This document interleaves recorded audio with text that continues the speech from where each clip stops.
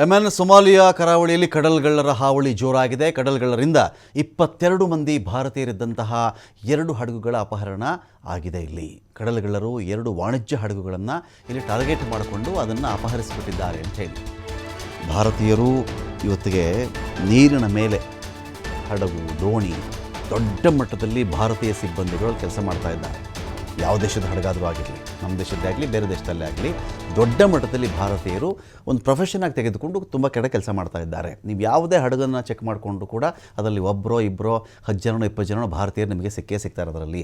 ಅಷ್ಟರ ಮಟ್ಟಿಗೆ ಭಾರತೀಯರು ಈ ರೀತಿ ಕಡಲುಗಳಲ್ಲಿ ಹಡಗುಗಳಲ್ಲಿ ಕೆಲಸ ಮಾಡಲಿಕ್ಕೆ ಇಳಿದಿದ್ದಾರೆ ಅಂತ ಹೇಳಿ ನೋಡಿ. ಇಲ್ಲಿ ಈ ಕಮರ್ಷಿಯಲ್ ವೆಸಲ್ಸ್ ಇವೆಲ್ಲವೂ ಕೂಡ ಕಮರ್ಷಿಯಲ್ ಶಿಪ್ಸ್ ಅಂತ ಕರೀತಾರಲ್ಲ, ಆ ರೀತಿ ಹಡಗನ್ನು ಅಪಹರಣ ಮಾಡಿರೋದ್ರಲ್ಲಿ ಯೆಮೆನ್ನ ಅಲ್ ಮುಖಲ್ಲಾ ನಗರದ ಈಸ್ಟ್ಗೆ ಅಥವಾ ಪೂರ್ವಕ್ಕೆ 136 ನಾಟಿಕಲ್ ಮೈಲುಗಳಷ್ಟು ದೂರದಲ್ಲಿದ್ದಾಗ ಈ ಹಡಗು ಅಪಾಯದ ಸಂದೇಶವನ್ನು ರವಾನೆ ಮಾಡುತ್ತೆ. ನಾವಿಲ್ಲಿ ಅಪಾಯದಲ್ಲಿದ್ದೇವೆ, ನಮ್ಮನ್ನು ಈ ಥರ ಕಡಲ್ಗಳ್ಳರು ಬಂದು ನಮ್ಮನ್ನು ಇಲ್ಲಿ ಸುತ್ತುವರಿತಾ ಇದ್ದಾರೆ ಅಂಥೇಳಿ ಸಾಗಣೆ ಹಡಗುಗಳ ಮೇಲ್ವಿಚಾರಣಾ ಸಂಸ್ಥೆ ವ್ಯಾನ್ಗಾರ್ಡ್ ಇದ್ರ ಬಗ್ಗೆ ಮಾಹಿತಿಯನ್ನು ಕೊಟ್ಟಿದ್ದಾರೆ. ಇದೀಗ ಟೋಟಲ್ ಆಗಿ ಇಡೀ ಒಂದು ಹಡಗು ಕಡಲ್ಗಳ್ಳರ ನಿಯಂತ್ರಣದಲ್ಲಿ ಇದೆ. ಪೈರೇಟ್ಸ್ ಅಂತಾರಲ್ಲ, ಆ ಪೈರೇಟ್ಸ್ಗಳು ಈ ಥರ ಹಡಗನ್ನು ಇಲ್ಲಿ ಕ್ಯಾಪ್ಚರ್ ಮಾಡ್ಕೊಂಡ್ಬಿಟ್ಟಿದ್ದಾರೆ ಅಂತ ಹೇಳಿ. ಸಿಮುಲ್ ಟ್ಯಾಂಕರ್ ಸಿಬು 1 ಅಂಥೇಳಿ ಕರೆಯಲ್ಪಡುವಂತಹ ತೈಲ ಸಾಗಣೆ ಹಡಗಿದು. ಏನು ಮಾಡ್ತಾರೆ ಇವರು? ಈಗ ಒಂದು ಹಡಗು ಬರ್ತಿರುತ್ತೆ ಅಂದಾಗ ಅವರ ವ್ಯಾಪ್ತಿ ಅವರ ಝೋನ್ಗೆ ಬರುತ್ತಲ್ಲ. ಈಗ ಒಂದು ದೇಶ ಯೆಮೆನ್ ಅಂತ ಅಂದ್ಕೊಳ್ಳಿ, ಅದರ ವ್ಯಾಪ್ತಿ ಒಂದಷ್ಟು ಹಡಗು ಸಮುದ್ರ ಬರುತ್ತೆ ಅಂತ ಬಂದಾಗ ಅಲ್ಲೇನು ಮಾಡ್ತಾರೆ, ತುಂಬ ದೊಡ್ಡ ದೊಡ್ಡ ದೋಣಿಗಳಲ್ಲಿ ಬರಲ್ಲ ಇವರು. ಒಂದು ಸುಮಾರಾಗಿರುವಂಥ ಒಂದು ಆ್ಯಾವ್ರೇಜ್ ದೋಣಿಯಲ್ಲಿ ಬರ್ತಾರೆ ಇವರು, ಸಣ್ಣ ದೋಣಿಗಳಲ್ಲಿ ಬರ್ತಾರೆ. ಬಂದೇನು ಮಾಡ್ತಾರೆ, ವೆಪನ್ ಜೊತೆಲಿ ಬರ್ತಾರೆ ಅವರು. ಇಲ್ಲೇನಾಗುತ್ತೆ, ಈ ಥರ ತೈಲ ಸಾಗಿಸುವಂತಹ ಈ ಹಡಗಿರುತ್ತಲ್ಲ, ಶಸ್ತ್ರಸಜ್ಜಿತರೇನು ಆಗಿರಲ್ಲ ಅಲ್ಲಿ. ಏನು ಸೈನ್ಯನ ಕಳಿಸ್ಕೊಡೋಕ್ಕಾಗತ್ತಾ? ಪ್ರತಿ ಹಡಗು ಇದರಲ್ಲಿ ಆಯಿಲ್ ತುಂಬಿದ್ದೀವಿ, ಪೆಟ್ರೋಲ್ ಇದೆ, ಡೀಸೆಲ್ ಇದೆ ಅಂಥೇಳಿ ಮಾಡಲ್ಲ. ಸೊ ಏನು ಮಾಡ್ತಾರೆ, ಅವ್ರ ಪಾಡ್ಗಿರೋದು ವ್ಯಾಪಾರ. ಈಗ ಒಂದು ಬಸ್ ಅಂದ್ಕೊಳ್ಳಿ, ಎಕ್ಸ್ ಅನ್ನೋ ಪ್ಲೇಸಿಂದ ವೈ ಅನ್ನೋ ಪ್ಲೇಸ್ಗೆ ಒಂದು ಬಸ್ ಹೋಗ್ತಿದ್ರೆ ಬಸ್ ಹೋಗ್ತಿದೆ ಅಷ್ಟೇ.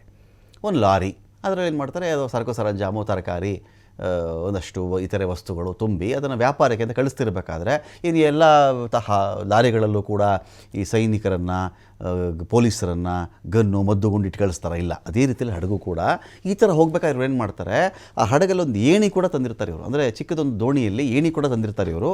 ಆ ಹಡಗನ್ನು ಸುತ್ತುವರೆದು AK-47 ಇನ್ಯಾವುದೋ ವೆಪನ್ ಮೂಲಕನೋ ಹಡಗು ಗುಂಡಾರಿಸ್ಬಿಡ್ತಾರೆ. ಗುಂಡು ಹಾರಿಸ್ತಾ ಇದ್ದಂತೆಯೇ ಅವ್ರಿಗೆ ಒಂದು ಭಯ ಶುರುವಾಗುತ್ತೆ. ಒಬ್ರೇನು ಮಾಡ್ತಾರೆ, ಆ ಹಡಗುಗೆ ಏಣಿ ಹಾಕ್ಬಿಟ್ಟು ಹತ್ತೇ ಬಿಡ್ತಾರೆ ಅವರು. ಹತ್ಕೊಂಡು ಏನು ಮಾಡ್ತಾರೆ, ಇಡೀ ಹಡಗಲ್ಲಿ ಗನ್ ತೋರಿಸಿ ಅವ್ರೇನು ಮಾಡ್ತಾರೆ, ಕ್ಯಾಪ್ಚರ್ ಮಾಡ್ಕೊಂಡ್ಬಿಡ್ತಾರೆ. ನಾವು ಹೇಳ್ದಂಗೆ ಕೇಳಬೇಕು ನೀವು ಅಂತ. ಒಂದು ಒತ್ತೆ ಇಟ್ಟು ಆ ಹಡಗನ್ನು ಒತ್ತೆ ಇಟ್ಕೊಂಡು ಹಣನೂ ಕೇಳ್ಬೋದು ಅವರು. ಎರಡನೇದು, ಅಲ್ಲಿ ಹಣ ಇರುತ್ತಲ್ಲ ಹಡಗಲ್ಲಿ ಏನಾದರೂ ಅಕಸ್ಮಾತ್ ಹಣ ಇದ್ದರೆ ಅದನ್ನೂ ತೊಗೊಂಡು ಹೋಗಬಹುದು. ಮೂರನೆಯದ್ದು, ನಾನು ಹೇಳಿದ ಕಡೆ ಹಡಗನ್ನು ತಿರುಗಿಸು ನೀನು, ಈ ಪೆಟ್ರೋಲು ನನಗೆ ಬೇಕು, ಇದನ್ನು ಅನೇಕ ಬಾರಿಯಲ್ಲಿ ಈ ಕಡಲುಗಳ್ಳರ ಎನ್ಕೌಂಟರ್ ನಡೆದು ಹೋಗುತ್ತೆ, ಅವ್ರನ್ನ ಕ್ಯಾಪ್ಚರ್ ಕೂಡ ಮಾಡ್ತಾರೆ. ಇರಲಿ, ಬೇರೆ ವಿಚಾರ. ಆದರೆ ಬಹುತೇಕ ಸಂದರ್ಭಗಳಲ್ಲೂ ಕೂಡ ಈ ಕಡಲುಗಳ್ಳರ ಕೈ ಮೇಲಾಗುವ ಚಾನ್ಸಸ್ ಕೂಡ ಇರುತ್ತೆ. ಎಷ್ಟು ಕೈಗೆ ಸಿಗುತ್ತೆ ಅಷ್ಟು ದೋಚ್ಕೊಂಡು ಹೊರಟೋಗ್ತಾರೆ ಅವರು. ಕೈಗೆ ಎಷ್ಟು ಸಿಗುತ್ತೆ ಅಷ್ಟು ದೋಚ್ಕೊಂಡು ಹೋಗ್ತಾರೆ.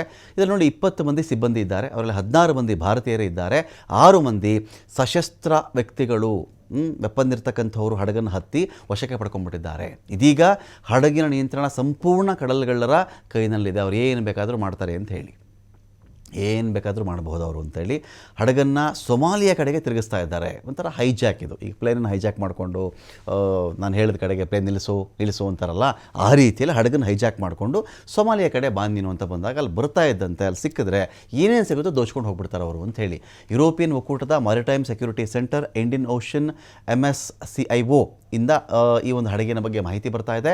ಹಡಗಿನಲ್ಲಿದ್ದಂಥ ಸಿಬ್ಬಂದಿ ಅಂತೂ ಸೇಫ್ ಆಗಿದ್ದಾರೆ, ಯಾರನ್ನೂ ಸಾಯಿಸಲ್ಲ. ಸಾಮಾನ್ಯ ಅವ್ರು ಕೊಲ್ಲಕ್ಕೆ ಹೋಗಲ್ಲ, ಅದು ಬೇರೆ ಥರ ಕೇಸ್ ಆಗಿಬಿಡುತ್ತೆ ಅಂತೇಳಿ ಇವರೇನು ಮಾಡ್ತಾರೆ, ಅವ್ರನ್ನ ಒತ್ತೆ ಇಟ್ಕೊಳ್ತಾರೆ. ಕಿಡ್ನ್ಯಾಪ್ ಥರ ಲೆಕ್ಕ ಇದು. ಸೊ ಅವರೆಲ್ಲರೂ ಸೇಫ್ ಅಂತ ಹೇಳ್ತಾ ಇದ್ದಾರೆ. ಆದರೆ ಹಡಗಿನ ಚಲನವಲನಗಳ ಮೇಲೆ ಭದ್ರತಾ ಸಂಸ್ಥೆಗಳು ನಿರಂತರ ನಿಗಾ ಇರಿಸಬೇಕು ಕೂಡ.